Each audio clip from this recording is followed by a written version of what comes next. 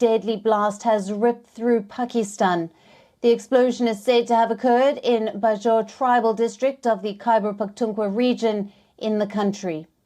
According to emerging reports, the death toll currently stands at 43. Over 150 others have been reported injured so far. The explosion is said to have occurred at a party convention which was being organized by the Jamiat Ulema-e-Islam, which is a radical Islamic party. Rescue operations and investigations are currently underway, and the motive of the attack is unknown at this point. Now, a convention was being held in the Khar tehsil of Khyber Pakhtunkhwa's Bajur district near the border with Afghanistan. General elections are scheduled to be held later this year. The JUI-F chief, Maulana Fazlur Rahman, has expressed grief over the incident. He sought an inquiry into the attack from Prime Minister Shehbaz Sharif. Pakistan's Foreign Minister, Bilawal Bhutto Zardari, said that the federal and provincial governments should bring the facilitators of the terrorists to justice.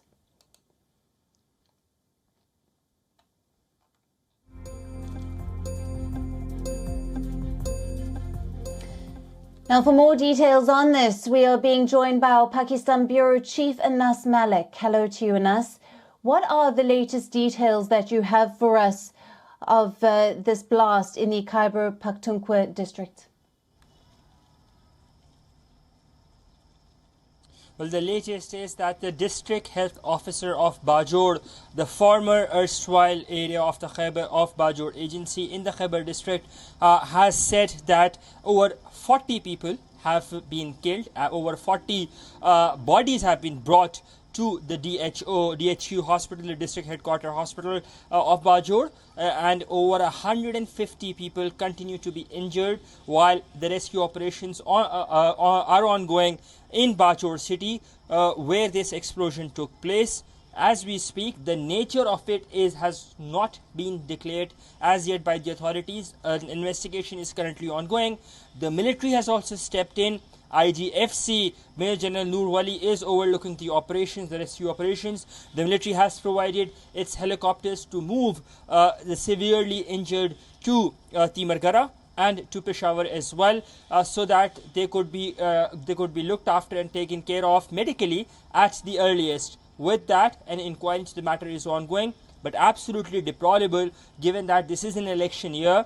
We're looking at a spike in terrorism, and particularly just hours before the Chinese vice premier is due to arrive in Pakistan, we see this sort of a heinous terror attack on a political party doing its gathering. Alison? Right, and Anas, what are the authorities saying? Could they have said who could be behind the blast, and has any group claimed responsibility for the attack? As we speak, we're yet to hear from the authorities on who could have possibly done the attack. We haven't heard from the usual suspects, the Tehreek-e-Taliban Pakistan, as we speak, but it is not definitive.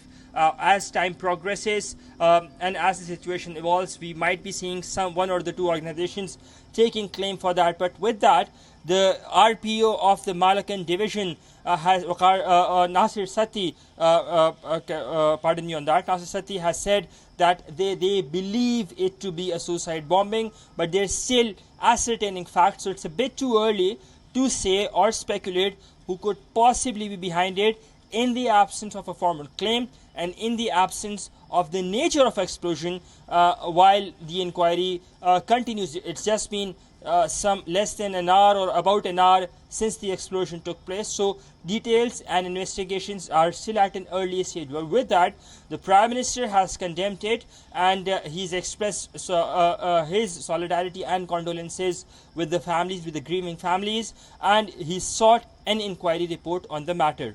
Alison? Thank you, Anas, for bringing us the latest details, and you will, of course, be keeping us updated as that situation continues to unfold. Thank you. Now, our guest and journalist Faraz Saeed joins us live from Lahore as well. Thank you for being with us. Can you share details about the Jamiat Ulema-e-Islam party, which was hosting a convention where the blast took place? Thank you, Alison, for having me. Of course, JUI-F is one of the political party which is part of the government. In fact, its leader, the party itself, is heading the coalition government, the coalition which is in the government. And as it embarked upon election campaign, this attack, a terrorist act, has come off as a very important thing, because again, if this could be seen as a hint of what is going to be how the election season is going to be, because again, if JUI-F is being attacked by a terror faction, there are other political parties who are going to host public gatherings, in fact, large public gatherings bigger than this across the country in the next 3 or 4 months, because as the current government's tenure is about to expire. Now, this comes as a shock because military intelligence agencies have been carrying out targeted operations against the militant outfits, against the jihadist outfits, and we have, complained to the Afghan Taliban on how these assets, these splinter groups of different terror outfits are acting from Afghan border, creating museums within Pakistan, and this attack is some sort of a glimpse of what is going to happen in the future, 3 months during the election, and which is horrendous. And the forces, the government, the security agencies must take cue from this. I mean, the situation is pretty serious here. Right, and in the recent past, the TTP or the Pakistan Taliban has been blamed for such attacks. Can you share some more details on that? Well, TTP, in previous PTI governments, different groups, splinter groups of TTP were settled back in different areas of KPK, and the locals were protesting against the government, and they were against the idea of their settlement within the KPK areas. Now the situation has worsened and exacerbated over years, and for the past 6-7 months, TTP has been engaged in different terror activities against general public, and in particular the security agencies. They've been targeting security agencies in particular because security agencies have unleashed a wave of different operations to limit their activities, but TTP is still at large, specifically in KPK and Balochistan. Right, and Pakistan's foreign minister has said that the planners of terrorism need to be eliminated. Can you reflect how terrorism is becoming a big threat to the country? Well, terrorism has always, has been always an existential crisis for Pakistan. Pakistan, as I always have said, is the worst victim of terrorism. Pakistan has lost over $100 billion to terrorism for the over past 2 decades. 80,000 to 90,000 lives lost to this terror operations or activities of TTP and other splinter groups. Pakistan has been suffering for quite a while, and there was a patch of relief where terror activities went down.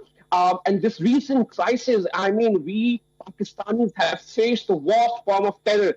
Every nook and corner, every citizen of this country has faced the circumstances, have faced the actual activities happening around us, be it the bigger cities, be it Karachi, Lahore, Islamabad, or any other city. Recent spike in terror activities is actually another existential threat for the country, and we need to eliminate this as soon as possible, or we're going back in 2010 where terror activities were at large every nook and corner of the country. Right, Faraz, thank you very much for being with us on this broadcast and your valuable insight and information there. Thank you, Alice. WION, now available in your country. Download the app now. Get all the news on the move.